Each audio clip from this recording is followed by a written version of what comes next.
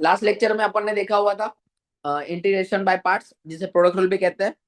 तो वो कुछ ऐसा था कि integration of u into v अगर देखा जाए तो पहला एज इट इज दूसरे का इंटीग्रेशन, ठीक है, माइनस पहले का डेरिवेटिव, दूसरे का इंटीग्रेशन, होल इंटीग्रेशन। ऐसी बात हमने की थी, ठीक है। उसके बेस पे कुछ क्वेश्चन भी किए हुए थे। आज हम थोड़े उसके स्पेशल केस की बात करते हैं। अब ये केस है क्या? ये केस की पहली कंडीशन ये है कि यहाँ पे e रेस टू एक्स होना चाहिए, और दूसरी मोस्ट इंपोर्टेंट, उसके बाजू में अगर कोई फंक्शन है तो उसका डेरिवेटिव उसके बाजू में होना चाहिए। तो हमारा आंसर डायरेक्ट ये आ जाएगा विदाउट एनी कैलकुलेशन। मतलब अगर मान लो आपको दिया हुआ है e raise to x sine x plus cos x d x, देखने जाए तो यहाँ पे है ना, ये चीज हो सकती है कि चलो मान लो इसको 1 नंबर दे दिया, इसको 2 नंबर दे दिया। क्यों? ये ट्रिगो में आता है, ये एक्सपोनेंशियल में आता है। फिर प्रोडक्ट रूल अप्लाई किया, लेकिन ये बहुत आ जाएगा, मतलब 2 से 3 पेज की कैलकुलेशन हो जाएगी, ठीक है। तो उसके शॉर्टकट मेथड एमसीक्यू के लिए क्या है, जो मोस्ट जो एप्लीकेबल बहुत है, करना क्या, इसका आंसर क्या आएगा?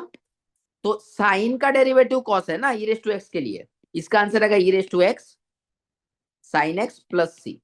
बट द कंडीशन इज यहाँ पे ई रेस टू एक्स होना चाहिए और बाजू में ब्रैकेट होना चाहिए, मल्टीप्लाई में प्लस हो तो नहीं चलेगा। ई रेस टू एक्स होना चाहिए, मल्टीप्लाई में कुछ होना चाहिए। कैसा होना चाहिए कि किसी एक का फंक्शन दूसरे का डेरिवेटिव होना चाहिए, तब जाके ये कॉन्सेप्ट अप्लाई हो सकता है, ठीक है। फॉर एग्जाम्पल मान लो integration of e raise to x okay root x plus 1/2 root x ऐसा दिया हुआ है। तो ऑब्वियसली रूल के according e raise to x भी है और रूट एक्स का डेरिवेटिव उसके बाजू में भी है। तो हमारा आंसर क्या आएगा? E raise to x root x plus c, direct answer. मान लो तीसरी चीज, integration of e raise to x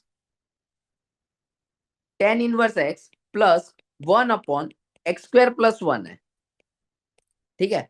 तो रूल के according e raise to x भी है और ये टेन इनवर्स का डेरिवेटिव उसके बाजू में है। तो हमारा आंसर क्या आएगा? E raise to x tan inverse x plus C.